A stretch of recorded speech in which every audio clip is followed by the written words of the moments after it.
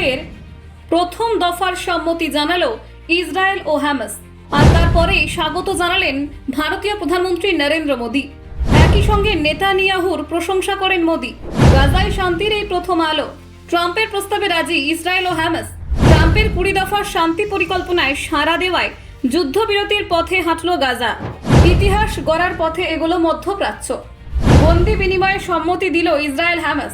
চিরস্থায়ী শান্তির ডাক দিলেন ট্রাম্প। তারপরেই শুরু হলো গাজার নতুন অধ্যায়। দীর্ঘ 72 ঘন্টায় বন্দি বিনিময়। ট্রাম্পের শান্তি চুক্তিতে এলো চমকপ্রদ মোড়। গাজায় যুদ্ধবিরতির পথে বড় পদক্ষেপ। ট্রাম্প বললেন নতুন সূচনা। এই পরিস্থিতিতে মোদির বার্তা, নেতানিয়াহুর শক্তিশালী নেতৃত্বে শান্তির নতুন দিগন্ত। এমনকি ট্রাম্পের শান্তি প্রস্তাবকে স্বাগত জানালেন মোদি। বন্দি মুক্তির আশা জাগলো। দেখুন এবার ঠিক কি ঘটতে চলেছে মধ্যপ্রাচ্যে। গাজায় চলমান সংঘাতের অবসান ঘটাতে মার্কিন প্রেসিডেন্ট ডোনাল্ড ট্রাম্প যে 20 দফা শান্তি প্রস্তাব পেশ করেছেন তা আন্তর্জাতিক কূটনীতিতে নতুন আলোচনার জন্ম দিয়েছে। এই প্রস্তাবের প্রথম দফায় সম্মতির কথা জানিয়েছে দুই যুযুধান পক্ষ ইসরায়েল এবং প্যালেস্টাইনি সশস্ত্র সংগঠন হামাস। এমন ঘোষণা আসতেই বিশ্বজুড়ে আশার সঞ্চার হয়েছে যে হয়তো এবার মধ্যপ্রাচ্যে স্থায়ী শান্তির পথে এক ধাপ এগোনো গেল। ট্রাম্প নিজেই সমাজ মাধ্যমে পোস্ট করেই সম্মতির খবর জানিয়েছেন। তার ভাষায় দুই পক্ষ প্রথম দফায় শর্ত মানতে রাজি হয়েছে। খুব শীঘ্রই বন্দি বিনিময় হবে এবং ইসরায়েল নির্ধারিত সীমা পর্যন্ত বাহিনী সরিয়ে নেবে। এই প্রস্তাবের মাধ্যমে তিনি গাজায় শান্তি প্রতিষ্ঠার এক চিরস্থায়ী সমাধান দেখতে পাচ্ছেন বলেও জানিয়েছেন।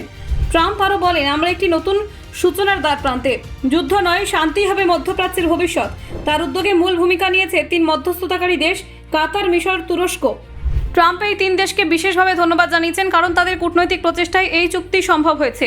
চুক্তির অংশ হিসেবে ইসরায়েল এবং হামাস 72 ঘন্টার মধ্যে বন্দি বিনিময়ে সম্মত হয়েছে।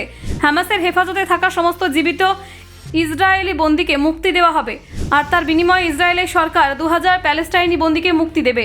এই পদক্ষেপকে উভয় পক্ষের আস্থার প্রতীক হিসেবে দেখা হচ্ছে। ইসরায়েলের প্রধানমন্ত্রী বেঞ্জামিন নেতানিয়াহু এই উদ্যোগকে ঐতিহাসিক বলে অভিহিত করেছেন।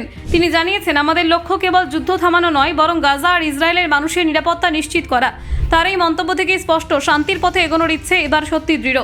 এই ঘটনার পরপরই ভারতীয় প্রধানমন্ত্রী নরেন্দ্র মোদী সমাজ মাধ্যমে একটি পোস্ট করে ট্রাম্পের উদ্যোগকে স্বাগত জানান।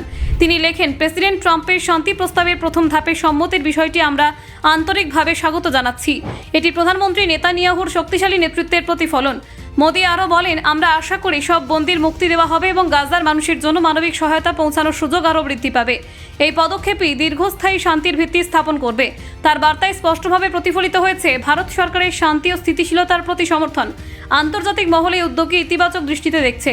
জাতিসংঘ, ইউরোপীয় ইউনিয়ন সহ বিভিন্ন দেশ এই প্রাথমিক সম্মতির খবরকে আশাব্যঞ্জক বলে অভিহিত করেছে। বহু বছর ধরে চলা গাজা সংঘাতের এক নতুন মোড়ে পৌঁছানোর সম্ভাবনা তৈরি হয়েছে। ব্যুরো রিপোর্ট, অজানার দেশে।